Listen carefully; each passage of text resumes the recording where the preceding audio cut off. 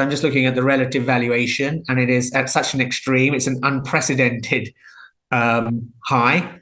There's a 56% premium on the US market versus the non-US market. And that is much higher than even we had in the early 2000s.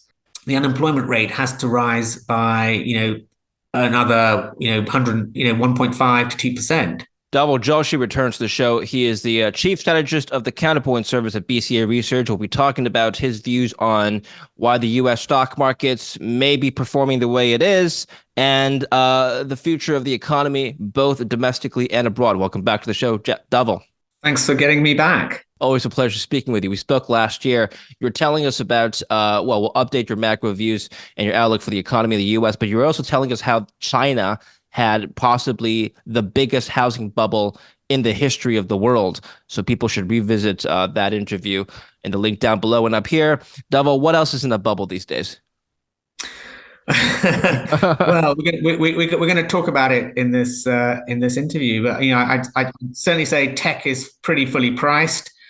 And a little bit of a more obscure one, I think cocoa is a classic bubble that went vertical and is now bursting. But that's one for the exotic investors. Overall, then, what is your sentiment on the U.S. markets right now? It's had a bit of a pullback in late March, but now we're seeing new all-time highs in the Dow Jones and S&P 500. Yeah, so I still think that this is a sort of consolidation period. And therefore, my sort of recommendation at the moment for the next sort of couple of months or so is neutral. And that's proved to be right. We sort of did go down and then we've come back up again. But I think it's going to be hard to sort of really sort of ramp up with momentum to new highs. And the way I'm sort of playing it is really to tilt towards non-tech growth stocks and away from tech and the AI plays, Magnificent Seven and all of that. But that's the way I'm sort of summarizing my sort of near-term take on the market. And this rally that has transpired over the last couple of months, was that driven primarily by the Magnificent Seven stocks, as was the case in 2023, or are we seeing most of the other stocks in the index pick up as well? So we've seen a little bit of a stalling out in NASDAQ. And also the thing about the Magnificent Seven is that everyone sort of thinks of them as a homogeneous group. They're not. And I think that's one of the big problems, is that you've got this group of stocks which did very, very well for an extended period of time because of a completely different story, which we can discuss later, which is the web sort of 2.0 boom of the last decade. And that was kind of like the link. And now everyone thinks just because they were linked because of that, they're going to be linked by this new driver, which is generative AI. But I think that's just, there's no reason why the same stocks that did well because of Web 2.0 are going to be the same stocks that do well because of, the new driver. So that to me is a problem, that some of them will do well, but I think lumping them together is a big, is extremely dangerous. So what was the reason behind this rally then? So I think the latest leg up, we're back with the market thinking that rate cuts are back on the card. Every single data point we receive now on inflation is so critical. And if it comes in benign, or how people interpret benign, then the market sort of breathes a sigh of relief and goes up again. But you've got to be very, very careful about these monthly data points, because you can't really get a great deal of information from 1 month's economic data, because of bear in mind the seasonal adjustment on a 1 month's data swamps everything else. So I just think that this idea that there was this worry that actually soft landing is no longer going to happen. Inflation isn't coming down fast enough, and that was one of the reasons why the market rally ended, and of course bonds sold off, as that's all correlated. And then suddenly, after one data point, people think, hey, maybe we're back on track again. So that kind of explains the short-term move in the market, in my view. I want to take a step back and talk about the last 10 years. In your recent piece, you talked about a bifurcation between the top performers of American capitalism, basically, and the rest of the economy. I'll just read a few paragraphs from this report, if you don't mind. The profits of the top 0.01% of U.S. companies have spectacularly outshone the other 6.4 million. Of course, We would expect the superstars to shine, but for many decades, the S&P 500 profits only mildly outshone those from wider corporate America. For the superstars, the past decade has been a truly stellar period. Over the same period, you wrote that below the 6.4 million American companies lies an even bigger layer of 28 million sole proprietors. These are the plumbers, builders, piano teachers, blue-collar workers, so on and so forth. And you wrote that through the 2010s, the number of sole proprietors increased by almost a quarter, yet proprietors' income as a share of national income has been falling, meaning the incomes of the independent contractors, freelancers, gig economy workers, and other self-employed have underperformed. So why have the larger corporations done so well while the rest of the economy seems to have lagged? Yeah, so I mean, this is really, really important because people think of the S&P 500 as a representative of corporate America, but it is not representative because, as I said in that piece, there are 6.4 million companies in the United States. There is an additional 28.4 million sole proprietors. So these are sort of your one-man companies, so to speak. So if you think about it, the 500 and the S&P are like the top 0.01% of the 6.4 million, and even less if you include the proprietor. So 99.99% of companies haven't done particularly well in terms of their profitability. So your question is why? And I think that one of the big reasons is through the 2010s, we did have this sort of demarcation. Cause, and I think that one of the big causes is Web 2.0, which is the second iteration of the internet. When we sort of had social media and we had handheld devices, that was really the turning point because that created natural monopolies, right? Because when you have networks, the winning network is the natural monopoly. Number two is nothing. Number one is everything. So you ended up with creating these natural monopolies like Google, Amazon, Facebook, and associated ecosystem monopolies like Apple, Microsoft. There are others as well. And that is why we kind of had this, we've had this sort of winner takes all economy in terms of profits. And of course, that also is shown up in the stock market. And that is very, very, very unusual. That is really, to me, the biggest driver of this sort of superstar effect. The Web 2.0 and its ramifications was that the winners the winners, the natural monopolies, obviously do extremely well, but the rest don't do that well. And that's what we're seeing. You wrote here that for the U.S. jobs market, wider corporate America outside the S&P 500 accounts for 85% of all jobs, right? So I'm wondering what Yes. share of that economy that is. Is that a significant portion of GDP, the sole proprietors that we spoke about? No, so what I'm really saying is that employees are defined as working for a corporation of some sort. But that does not include the sole proprietors. If you're an employee, you're working for one of the 6.4 million companies. And what I'm really saying is that the S&P 500, of course, has a really big relevance, outsized relevance for profits. So S&P 500 accounts for half of the profits, right? But it only accounts for 15% of jobs. So what I'm really saying, this is the important point, is out of those 6.4 million companies, most of them are not doing that well, and that's what's going to drive the jobs market. That's the key point I was trying to make in that sort of section of that report, which is that a lot of analysts, they say, well, S&P 500 profits are doing really well, looking at forward earnings per share growth of X. So that's a good sign for the jobs market. But my point is not really, because that's only going to be 15% of the jobs. You've got to look at the huge number of companies below the S&P 500 that are responsible for most of job creation, and they're not doing that well. And that's why the jobs market is starting to sort of teeter. That's the important point. Because if you looked at the S&P 500, you'd say, why is the jobs market sort of teetering? Why is it sort of weakening a little somewhat? You're seeing early signs of it. And it's not because of the S&P 500, it's because of the other companies which make up, most of corporate America. Okay, we're going to talk about the jobs market in more detail in just a bit. But further down this report, you were writing about how the superstars may be fading, per your words. Now, you wrote that for the superstars, the market is pricing generative AI to do through the next decade with a Web 2.0 network affected through the last decade, but it will be very difficult for the Web 2.0 superstar companies to become generative AI superstar companies. So, are you suggesting that this transformation or this transition into AI may not be as profitable for all these legacy tech companies? Correct, because if you think about it, we've had many, even in our own lifetimes, we've had several life-changing, economy-changing innovations. We've had, the PC. That was, that changed the way we work, changed the way we live.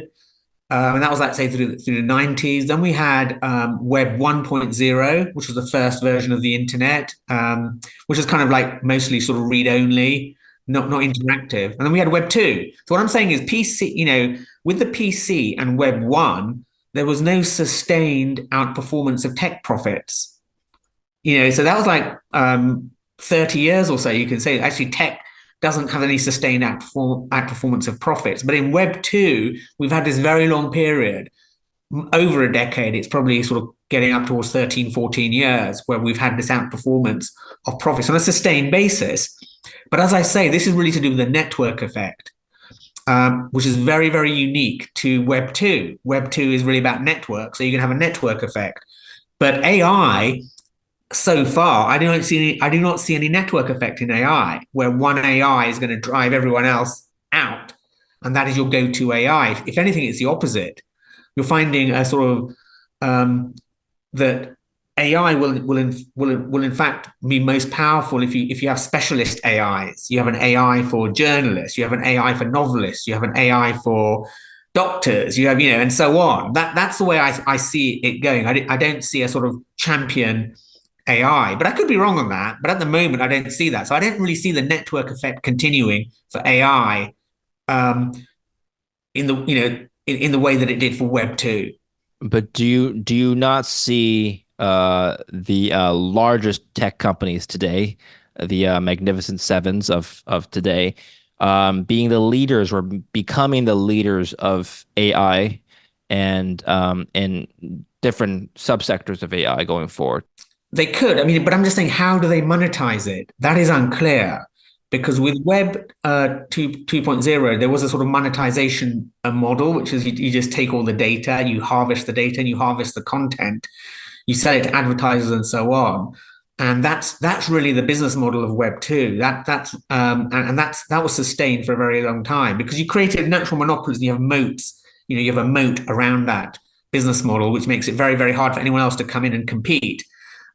So that to me is the big question, and I'm still open to be prove wrong on this and say, actually, there is this sort of also a natural monopoly in generative AI, which will be, and companies can put moat around it to protect their profitability for a decade or so.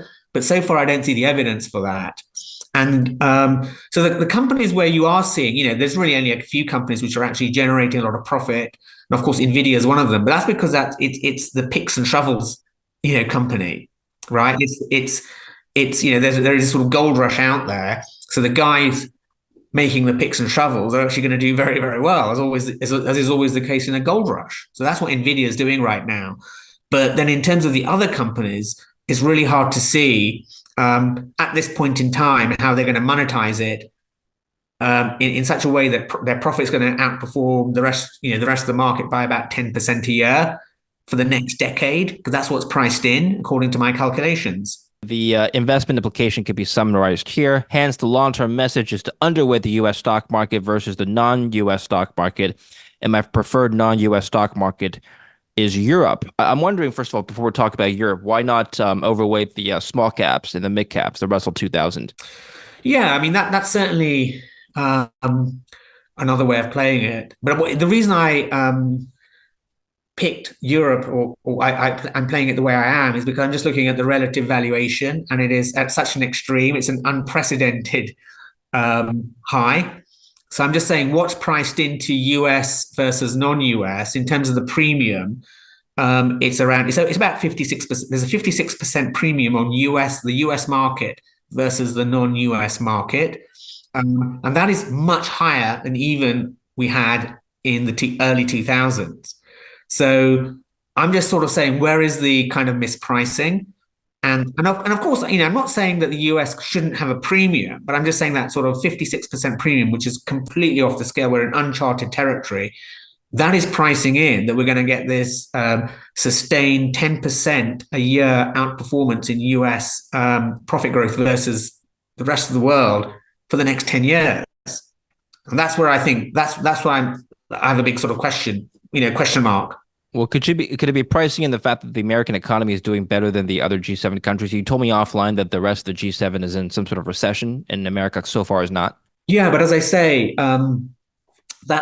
that could be that could be a justification for the next 6 months or a year, but it doesn't. You need that to be the case for a decade for that to be justified in the premium, the extent of the premium. So what? Yeah, you're right. It could sort of that premium hangs in there for 6 months or so, a year. But my recommendation is not on that horizon. It's saying very long term, you're gonna do better outside the US from the current relative valuation. Well, let's talk about this diversification between economies here. You wrote in a piece not too long ago, American exceptionalism is at play. Following the sharpest interest rate hikes in a generation, the world's advanced economies have either entered or flirted with technical recessions. Germany, France, Italy, the UK, Canada, Japan suffered a recession even without rate hikes. All except the US has not entered a technical recession yet. Dhaval, first of all, is there a precedent for this? Do we have instances in the past where all our other peers are doing poorly versus the US? No, this is unprecedented. When we think of the US versus non-US G7 as a block, it just has not happened. So individually, yes, there's obviously the case where, Japan had its bust. So you can pick off individual members and say, yes, the US did well when Japan didn't do well. But to take that whole block, which is, Euro area, UK, Japan, Canada, add them together, you never had this where the non-G7 is kind of in recession. The non-US G7 is in technical recession. The US is booming pretty much. That has never happened. So this is like a very, very, very unusual schism or demarcation. And that's something that we have to really understand. And first, we have to acknowledge it. A lot of people don't even acknowledge it because what's happening is most people focus on the US economy and they focus on China. And there's this whole sort of slug in the middle, which people have ignored. I think it's really important because if you think of the world economy, there's actually three equal thirds to it. There's the US, with 1/3. There's the non-US G7, which is the middle third. And there's China and Global South, which is the other third.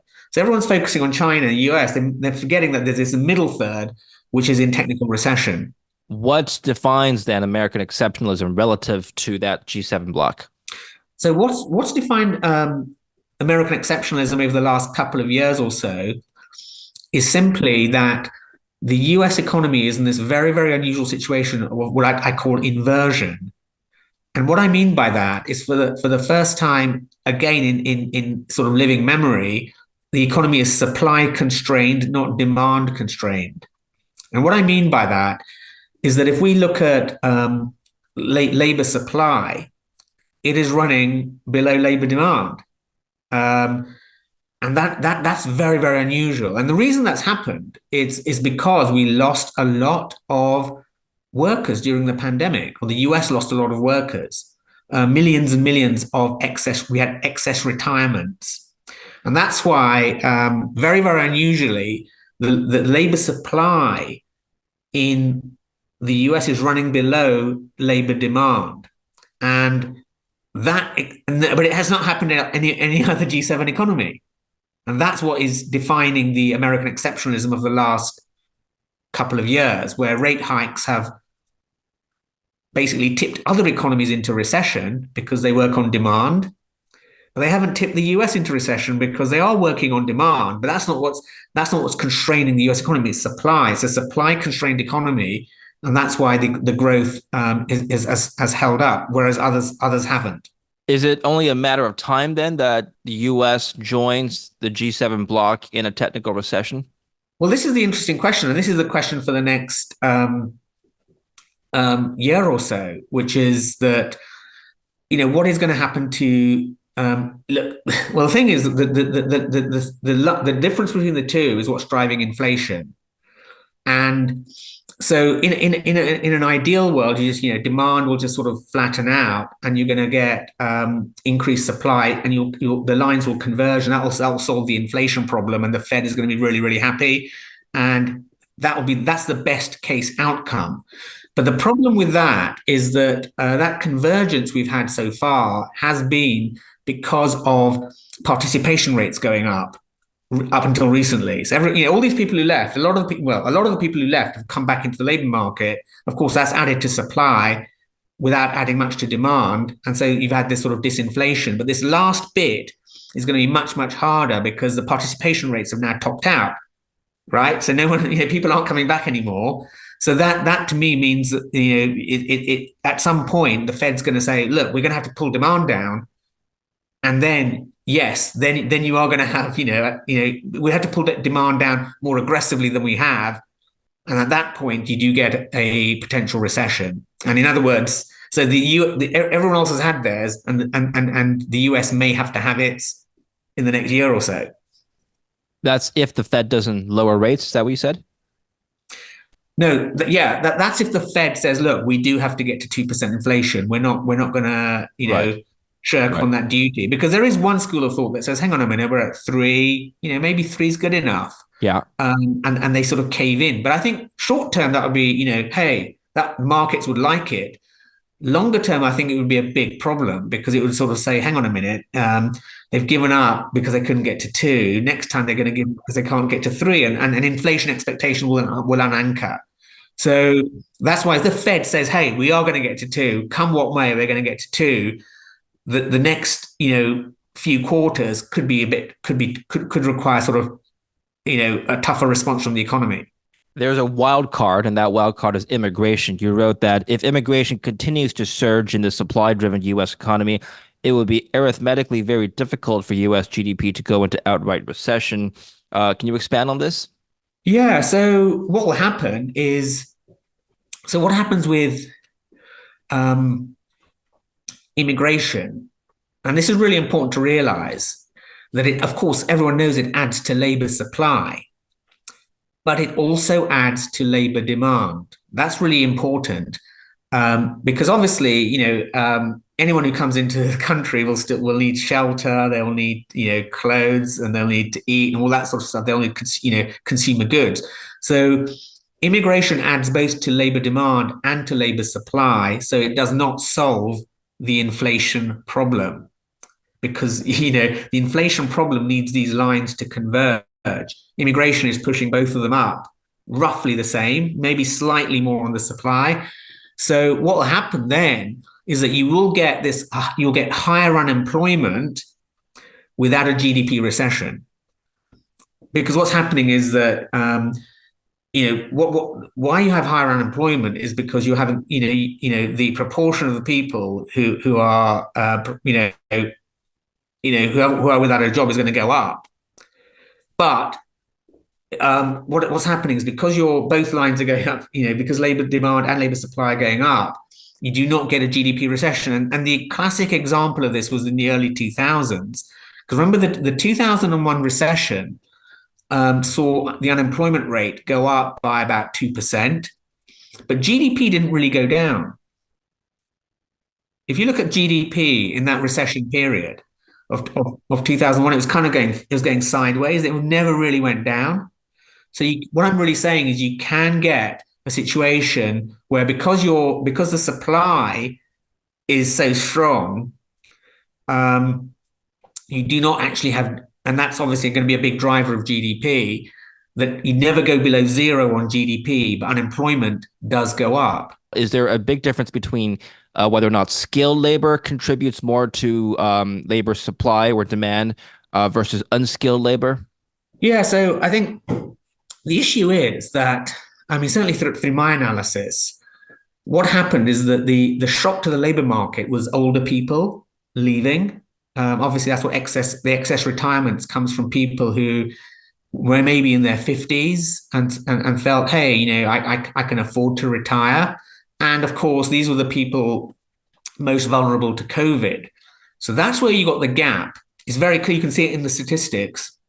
Participation rates of the over 55s is still way, way, way below where it was pre-COVID. Now, the point I'm trying to make is immigration will not necessarily fill the gap that these guys left, right? Because some of these people are very highly skilled. They're sort of professors, they're senior lawyers, senior medics, or whatever. Not all of them, but a lot of them are.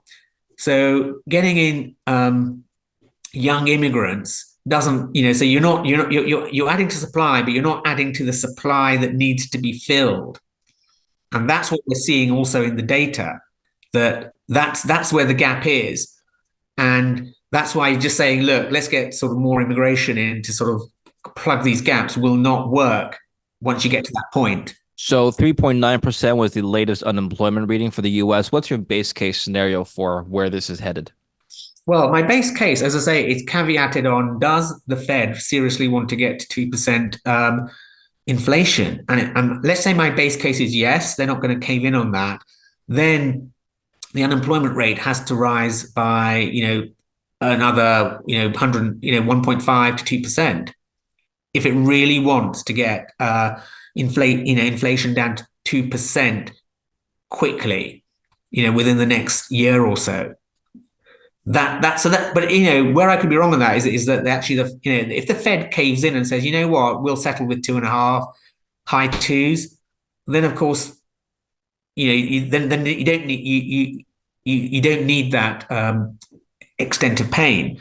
But as I say, that's a sort of short-term Pyrrhic victory, but a longer-term loss, because then you have the risk of inflation expectations unanchoring when people say, hey, the Fed isn't really serious about 2%. It sort of it settles for 2.5, 3, and then next time they're going to settle for even higher, and so on. What is the theoretical lowest possible unemployment rate for the US, factoring in structural unemployment and so on and so forth? Well, I think we were there. We were there, so that would be like the low threes, or sort of 3.5%. That was that's maximum employment. That's pretty much full employment. Yeah. So okay. So going to an order of climbing by 3% from 3% to 6%. Are you saying that could happen without a recession? That's the bottom line? Well, this is the interesting thing, because it's how do you define a recession? Right. So what I'm saying is that will feel like a recession to any person living in the economy. It will feel like a recession, but GDP may not contract meaningfully. That's what I'm really saying. So I'm just think of it as sort of as a sort of extreme example. Think of a country where the population is growing at 5 or 6% or 10%. You will never, ever get a contraction in GDP, outright contraction, because you just got this big tailwind of supply. But there are times where GDP per head is falling, and that feels like a recession. So that's a sort of, I know I'm sort of trying to play with words here, but we could be in a situation where we avoid a GDP contraction, but it will still feel like a recession. Would this have any significant impact on markets? Suppose most of the unemployment happens outside the S&P 500, like you alluded to earlier. Would it still have any impact on the S&P 500? Well, as I say, it will depend on how the Fed reacts. So I think that what I'm saying is that the point is that it may have it will have a profits impact outside the S&P 500. It might even have a little bit on the S&P 500. So you do get some sort of profits headwind. But against that, the Fed has told us, and Jay Powell made it crystal clear at his last press conference. He says there's two roads to lower interest rates. One is if inflation starts to come down sharply, as just in a benign way. And the other is if we have a sharp rise in unemployment, they will have to, they're happy to cut rates. He told us, and by sharp, he said not, 0.1, 0.2, but if it sort of went up by 0.5%, that would be a sort of a reason to cut. So what I'm saying is that net, that in itself is not a bad environment for the stock market, because you're going to have a little bit of, profits are going to sort of, roll over a little bit. But most of that could be in the non-S&P 500 rather than the S&P 500. But against that, you're going to have a valuation tailwind, because suddenly everyone's going to realize that, hey, not only are rates peak, but they're going to have lots of cuts. So bond yields go down. Obviously, you get valuation support. So to me, the recession story is not outright negative for the stock market. For me, the worry for me for the stock market is that completely different reason, which is that what's being priced in to those to the AI story. That to me is the bigger risk. Finally, I want to talk about certain assets that you track with fractals, which is a very interesting mathematical tool, which I'm just going to simplify for the audience, but please elaborate more if you like. It measures the complexity of a certain price movement. And so I'll let you elaborate exactly how it works, but I'm curious to know how the fractals have been used for analyzing recent price movements in gold, Bitcoin. These are things that move in a straight line upward. Certain extent, the stock markets as well, tech stocks. But let's start with gold first. Yeah, so gold was vulnerable on its very short term. We look at these on different time horizons, sort of very short term, medium term, longer term, and very, very long term. So the shorter term measure for gold was signaling a reversal. We kind of got it, because we got to a high, then we came down about 4 or 5% off that high, and we've now sort of got, in the last couple of days, we've gone back up to that high. So, but that's still vulnerable, because that sort of fractal signal has not sort of corrected. So that's what we had for gold. But we've got similar signals for other commodities. So copper looks vulnerable on the shorter term fractal dimension or shorter term complexity.